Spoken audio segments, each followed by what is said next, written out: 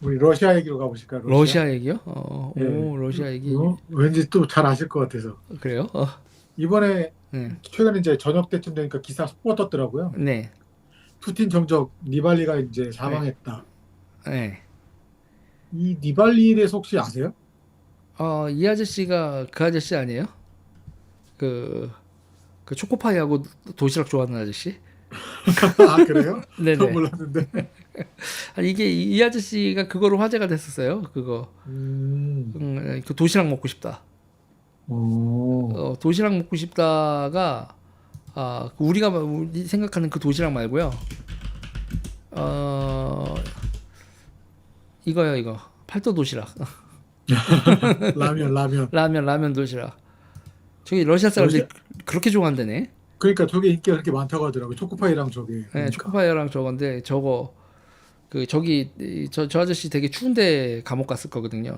맞아요. 북쪽, 네, 최북단의 교도소에 있었다고 하더라고요. 최북단 교도소인데 거기가 또 되게 재밌는데요. 가스 나온대요, 가스. 천연가스. 오, 교도소 안에서? 아니 교도소 안은 아닌데 그쪽에 그 지역이? 그러니까 거기가 가스가 나오니까 개발이 됐고 오지에 개발이 음, 됐고 오지에 개발한 김에 도서관이래. 교도소도 지은 오, 그렇게 되죠. 거기가 가스가 되기 전이 아니었으면 그냥 불모의 땅. 그리고 이제 거기 가서 또 파이프라인 빨고 뭐 하려면 예, 예. 여러분 그게 이제 징역이라는 건 노동력 동원하는 거 아니겠습니까? 러시아가 항상 저런 걸 때 무슨 노동력 동원한다? 감옥, 징역, 징역형 받은 사람들 저기 가서 그러니까는 그 감옥을 지어놓고서 얘들아 노동하러 가자 그러고 이제 뭐 파이프라인 깔고 뭐 그 파이프라인 도시 시설을 유지하는 거의 노동자 비슷하게 강제 노역 시키는 그런 용도로 그 이렇게 도서관이랄 때 자꾸 교도소 만들었던 그러니까 러시아 시스템이죠. 여러분 보세요. 전쟁 났죠? 전쟁 나서 용병이 모자르다. 그러면 얘들아 우크라이나에 전쟁하러 가지 않으련 그러면 감옥에서 풀어주고 월급도 주고 이제 얼마 복무하고 나면 이제 감옥에서 복무한 거 다 싹 다 지워줄게 뭐 이런 거죠. 그러니까 음, 전쟁 나서 군인이 필요하면 교도소에서 사람을 빼내고 그리고 가스 파이프라인하고 도시를 건설하고 노동력이 필요하면 거기다가 교도소인지 노동자 수용소인지 애매모호한 거 지어놓고 쭉 해놓고 그러고 이제 강제 노역 띄고 추운 데서 강제 노역하고 들어오면 이제 그러면 그 군대 갔다 오신 분은 알 거예요. 저럴 때 야외에서 훈련 갈 때 이 도시락 이거 저희도 이거 육개장 저희는 육개장 사발면이었었는데 그 야외에서 나가면 이렇게 저 뜨거운 물 버주잖아요 온수통에 빨리 네. 가야죠. 야외 훈련이 있는데 줄 서 있는데 점점 온도가 떨어져요. 온도가 떨어져서 늦게 가면 미지근한 물에 겨울에 미지근한 물에 저거 하면 저거 안 익습니다. 그래서 정치범 이 비발디 이 사람 알렉세이 비발리죠 비발리 이 네. 사람도 제발 좀 따뜻한 물에다가 도시락 좀 먹게 해줘. 그게 또 우리나라에서 커뮤니티에서 한참 돌았었던 야씨 러시아 음, 정치범 아저씨가 우리나라 라면 먹고 싶단다. 그래서 야 초코파이라도 넣어줘야 되는 거 아니야? 그래서 그런 얘기가 나왔었던 건데 기본적으로 망명을 선택하지 않았죠. 저 사람은 망명을 선택하지 않았습니다. 망명을 선택하지 않고 그냥 러시아로 귀국해서 들어가서 자기가 들어가면은 분명히 푸틴은 자기를 죽일 것이다. 라고 했는데 가서 결국 죽었죠. 네. 그리고 이제 이 사람은 그러니까 저는 이런 사람들은 진짜 민주화 투사 이런 사람들 민주화 투사를 기억해 줘야죠.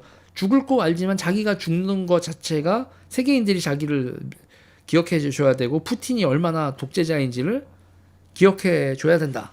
그리고 푸틴한테 쫄아가지고 그렇게 밖에서 있고 그러는 거는 근데 저는 저 사람한테 얘기해 주고 싶은 건 당신 같은 사람 또 없는데 유명한 사람 한 명 이거 정치들도 정치 유명인 정치 아이돌 만드는 거 쉽지 않거든요.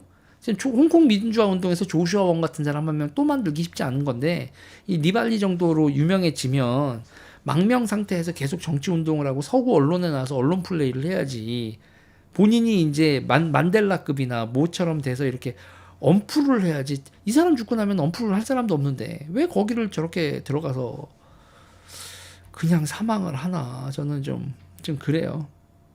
그래서 이제 그 여러 가지 것들, 그러니까 푸틴 하면 제일 유명한 게 독살이잖아요. 네. 독살이고 그거 그 홍차 일명 그 방사능 홍차 아닙니까? 네. 그 방사능 홍차에 들어갔었던 게 그 원소가 뭐죠? 원소가 지금 찾아봐야겠다. 아 그게 거기에 방사능 홍차가 에 들어간 그 물질 자체가 그거잖아요. 그 물질이 방사능 물질이 그게 되게 구하기 힘든 물질인데 폴로늄. 우리 댓글 네. 올라왔어요. 폴로늄. 노승택 씨가 폴로늄. 폴로늄이라고. 그러니까 폴로늄이라는 것 자체가 방사능에서도 우리가 이렇게 우라늄이라든지 플루토늄 같지 않은 되게 구하기 힘든. 그래서 세상에서 가장 비싼 홍차 소리 듣는 거 아니에요? 그러니까 그거를 왜 그렇게 독살 같은 거 뭐 청산가리 같은 걸로 독살을 할 수도 있는데, 그러니까 폴로늄 같은 경우 무색 무치니까 뭐 그렇다고 해서 무색 무치인 다른 독약도 많은데 왜 이거를 죽였냐? 그러니까 나는 이렇게도 죽일 수 있어. 그렇다는 거죠. 나는 이렇게도 죽일 수 있고 누가 죽였는지에 대해서 푸틴은 절대로 공식 인정을 하지 않았지만 이걸 폴로늄을 구할 수 있는 사람은 이렇게 죽일 수 있는 사람은 뭐 김정은이나 이런 급은 안 되고 푸틴 아니면 이거 이렇게밖에 못 한다는 거 세상 모두한테. 그래서 니들이 어쩔 건데 나라는 증거 있어 이 새끼들아? 뭐 나로 의심은 하겠는데 뭐로 봐도 그렇지 나인데 그러니까 이게 뭐예요? 암살에서도 자기의 위신을 보여주는 거예요. 세상에 또라이들은 많지만 나 같은 또라이는 없다. 이 공포, 위신, 암살에 있어서도 그리고 이거 자체도 이제 국제 뉴스가 되고 이런 것까지도 저는 이거 만약에 미국에서 쌩까버렸다 그러면 이 방사능 홍차라는 거 이거 소련 그 심리전 하는 애들이라도 이게 방사능 이런 바이러를 터뜨렸을 거라고 봐요. 유명하게. 이거 자체가 그 빌런 그러니까 자신들의 러시아의 위상 자체 하나의 강대국으로서의 위상을 상징하는 또 하나의 정치 기호로 썼다는 생각을 드는 거죠. 그런데 이런 그런 거에서도 이제 계속 살아남은 그 독살 시도에서도 살아남고 그리고 이제 망명을 할 수도 있었는데 들어가서 그래서 국제 여론이 다 집중돼 있는 동안에 결국은 죽이지 못하고 감옥에 보냈었는데 그 감옥에 보낸 상황에서 계속 있다가 지금 우크라이나 전쟁이 이렇게 되고 뭐 금융에서도 스위프트에서도 전부 다 퇴출되고 이런 상황에서 볼장 다 본 지금 그리고 이제 후지 휴전협정 들어가기 시작할 거란 말이에요. 휴전협정 들어가고 나서 니발리 자체가 또 휴전협정이 지릴 때가 될 수도 있으니 그러니 그냥 이때가 가장 죽이기에 최적화된 시기다라고 판단한 푸틴이 죽인 거 아니겠는가. 푸틴의 정적으로 이 세상에서 살아남을 수 있다라고 생각하기 힘들죠. 그 아저씨 뭐 프리고진 같은 경우도 프리고진. 그렇고. 그러니까 푸틴은 자기의 위신이 떨어지는 거는 절대 용납하지 않는다라는 거. 그리고 푸틴은 지금 자신의 위신과 러시아의 위신을 동일시하는 거죠. 그래서 이게 중요한 게 있어요. 이게 위신이 흔들리면 국가가 더 많은 자원을 써야 된다라는 그런 게 있거든요. 그러니까 이게 뭐냐면요. 이런 상태에서 뭘 생각을 해야 되냐면 뭐 장준하 선생 수기 같은 데서도 나오는 거지만, 그러니까 영국이 싱가포르에서 일본군한테 박살났잖아요. 그러니까는 우리나라 이게 리콴유구나. 장준하 선생이 아니라 리콴유 수기인데 리콴유도 일본을 정말 싫어하지만 영국군이 박살났는데 묘한 희열감을 느꼈다. 무슨 말인지 알 것 같습니다. 그러니까 백인은 절대로 지지 않는다 동양인에게. 러시아는 몰라도 영국은 절대. 그러니까 영국은 해전에서 절대 지지 않는다라는 그런, 바다에서는 절대로 지지 않는 영국 해군이라는 그런 전 세계적인 세뇌를 심어놨는데 그 세뇌가 박살이 난 거죠. 그리고 일본 애들이 그 싱가포르하고 이쪽에서 영국군 포로 잡은 사람들 진짜 개 취급했단 말이에요. 그리고 네덜란드에서도 진짜. 그래서 여러분 그 네덜란드에서 걔네들이 석유 확보하려고 그거잖아요. 그게 이제 그때 이제 네덜란드 위안부도 있어요. 그래서 여러분 네덜란드 그 네덜란드 위안부 분들은 샌프란시스코 강화회의 때 배상금 받았습니다. 그때 그 당시에 2만 불인가 받았어요. 확인해 봐야 되는데 저도 지금 직석에서 나오는 건데 그러니까 이런 데에서도 그때 이런 제국들이라 우리는 절대로 지지 않는다. 우리는 강하다라는 그런 이런 거를 해야 되는데 지금 우크라이나에서도 결국은 지금 러시아는 자기의 목표 달성하죠. 이렇게 분리하고 추진하는 전략적 목표 확인을 하고 우리는 절대로 밀리지 않는다. 뭐 이런 거를 확인을 해주는 거죠. 이런 거죠. 그때 이제 일본 해군이 그때 영국의 연합함대 이렇게 다 발린 나라들 연합함대가 있었거든요. 그게 뭐죠? 영국, 네덜란드, 호주 그리고 미국, 필리핀에 있었던 함대하고 해서 4개국 연합함대가 일본한테 작살이 납니다. 우리가 하와이만 알고 이제 거기 말라카 해협하고 그 밑에 자바섬을 둘러싼 쟁탈전은 우리가 역사에서 잘 다루지 않는데 그게 그 국제 정치에서 소프트 파워가 무너지는 대표적인 사례. 그러니까 하드 파워가 무너진 것보다, 그러니까 해전에서 진 것보다 훨씬 더 중요하게 영국의 함대가 무적이 아니다. 그러니까 그 당시에 진주만 폭격도 있고 모두 있었지만 그때 함대에 있어서는 5대 5대 3 워싱턴 그 군축회의에서도 그렇고 해군력을 이건 영국 5, 미국 5, 일본 3 이렇게 할 정도로 그렇게 이제 영국이 이제 해군력 최강국이라는 걸 계속 유지해 왔는데 바보같이 전함 만들었죠. 항공모함 위주로 항공모함 항공정찰 위주로 해전을 치러야 되는 시대에 계속 순양함, 전함 이걸 위주로 했다가 일본한테 박살이 났죠. 그것도 그 서양 연합함대가 이제 그런 식의 일이 벌어졌을 때 강하다라고 생각했을 나라들이 우르르 박살나는 거예요. 이게 여러분 되게 역설적이게도요. 역설적이고도 동남아시아 국가들의 독립운동에 불을 지핀 건 일본이에요.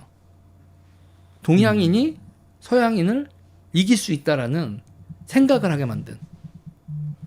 그래서 이런 것들에 대해서 이제 국제적으로 보면 이런 위신을 둘러싼 그런 소프트 파워 정책들이 계속 있는데 푸틴이 니발리를 죽이는 건 그런 거 우리가 보면 인권이란 얘기로는 인권이란 이름으로는 되게 하면 안 되는 행동이지만 패권을 추구하는 그 푸틴의 입장에서 위신이라는 측면에 있어서는 대단히 효과적인 정치 행위죠.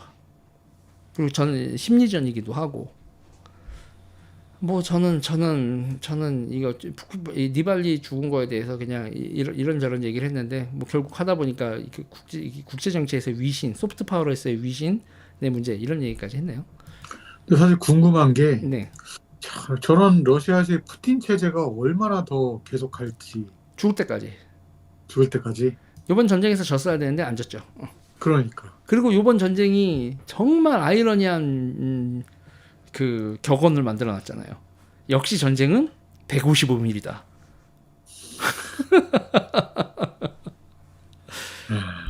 역시 전쟁은 뭐 그 드론도 등장, 그러니까 드론의 등장과 함께 드론에 등장하고 뭐 MLRS 막 온갖 그런 얘기 나왔잖아요. 그런데 그렇게 그러니까 전쟁은 파괴 행위인데 파괴 행위에 있어서 길게 가니까 전략적 요충이기 거점이니 나발이니 전부 다 벙커 쓰고 뭐하고 하면서 양쪽에 진치고 파괴 행위를 하니까 결국은 가성비의 문제가 된다. 양쪽에 막는 방법도 되고 그러니까 비싼 무기들이 앵꼬가 난단 말이에요. 비싼 화려한 무기 뭐 비싼 MLR을 쓰고 뭐고 다 미사일 졸라 비싸고 그리고 뭐 패트리어트 두고 뭐고 다 비싸 전투기구 다 비싼데 결국 전쟁이 길게 가니까 계속 쓸 수 있는 건 뭐밖에 안 남는다? 155mm밖에 안 남는다. 그랬더니 155mm는 전 세계에서 싹싹 150mm 긁어다가 지금 소비를 하고 있는 거죠. 그러니까 되게 있잖아요. 그러니까 되게 아이러니한 모습들을 보인다니까요.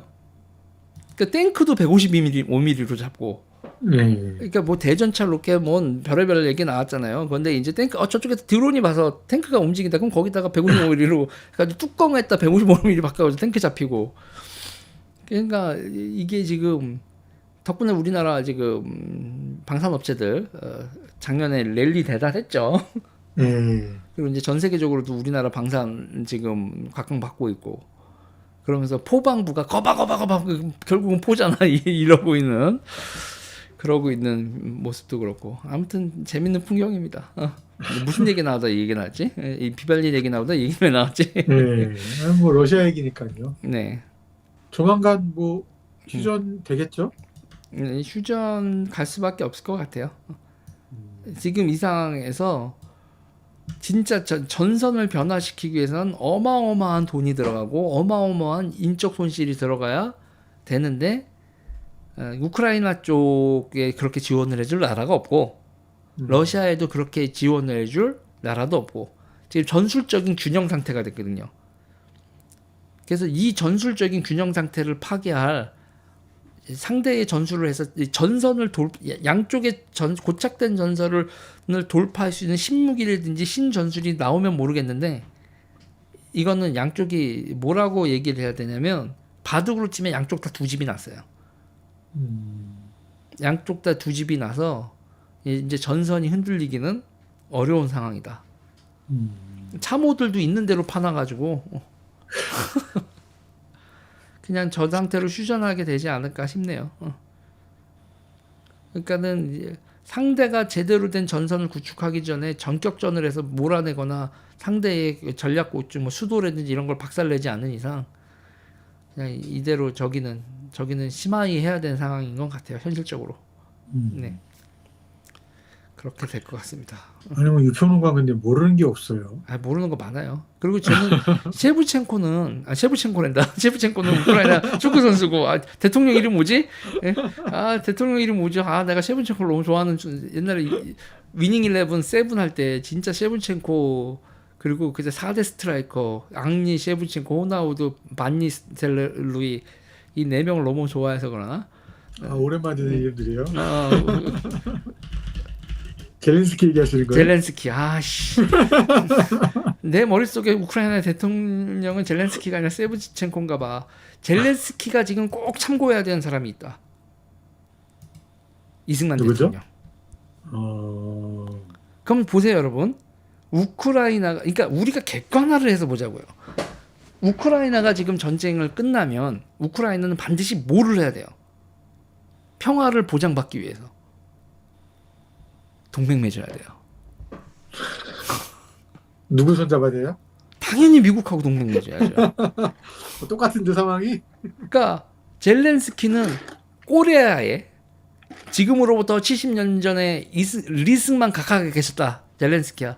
휴전할 때 있잖아. 휴전을 깽판을 넣어야 돼. 그러면 휴전 조건이 뭔데? 야 나도 우리 국민들한테 안전을 해야 되는데 니네가 나토 하면은 나토 가입하면 미국하고 동맹 맺는 거니까 나토 가입시켜줘. 이거를 해내느냐 못 해내느냐. 지금 푸틴은 하면 죽어 이러고 있죠.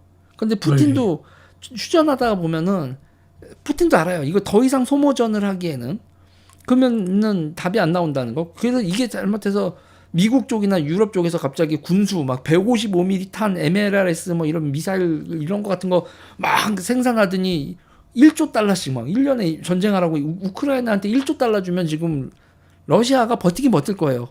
버틸려면 자기네들도 군비 생산 그만큼 해서. 그러면 거덜나는 거거든. 쇼미더머니 양쪽 다 하자고 하는 거 원치 않을 거란 말이에요. 그러면은 지금 젤렌스키는 어떻게든 나토에 가입하고 미국하고 동맹을 해서 그러면은 그 휴전선 자체가 안정화가 되겠죠. 그리고 그 다음에 또 뭐를 얻어내야 되겠어요. 그리고 그 해상 교통로죠. 해양 교역로. 자금. 해양 교통로 하면서 그 보스포러스 해협하고 이렇게 해가지고 터키로부터 흑해하고 하면서 절대로 러시아 배가 우크라이나 배가 이렇게 국제 무역로로 나가는 거. 지금은 우크라이나는 이번에 유럽에서도 난리가 났지만 우크라이나 밀은 유럽 시장에 팔 수가 없었죠, 여러분. 팔 수가 없었습니다. 그러면 우크라이나 EU 가입을 유럽 국가들이 원할까요? 농민들이 엄청난 항의할 겁니다. 우크라이나 그 식료품이 아주 싼 값에 이렇게 그냥 그 이집트나 이쪽으로 판매가 되고 그러니까 우크라이나가 가난할 수밖에 없는 건 자기들의 밀을 국제 시세대로도 못 팔았어요. 터키에 팔고 터키는 그 밀가루를 가지고 빵을 만들어서 제2차 가공을 한다거나 이집트가 인구가 그렇게 지금 1억 가까이 되고 인구가 엄청나게 늘고 했을 때 그 식량난을 다 해결해 준 것도 결국 우크라이나란 말이에요.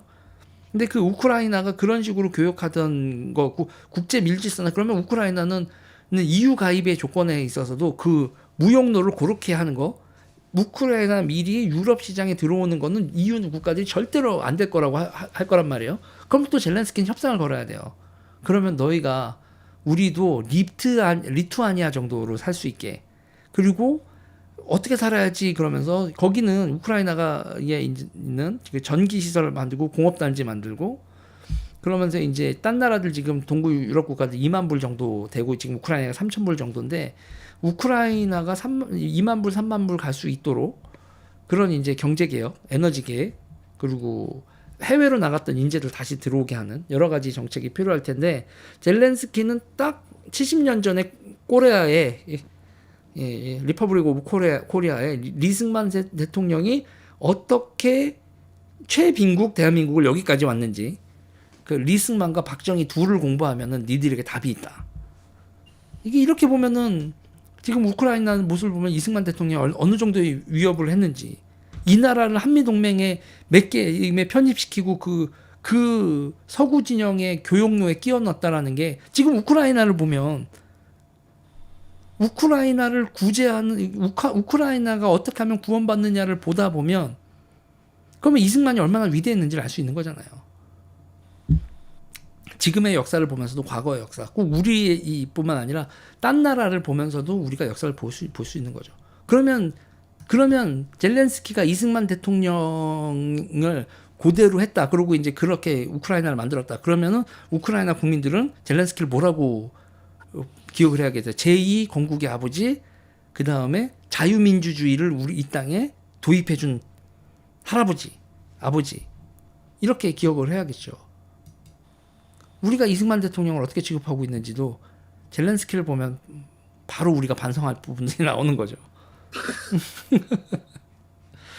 우리 정현호 씨가 댓글 남겨주셨어요. 건국정쟁 영화 우크라이나로 빨리 수출해야겠어요. 그러니까요. 뭐 그렇죠. 이 얘기도 여기까지 할까요? 예. 네.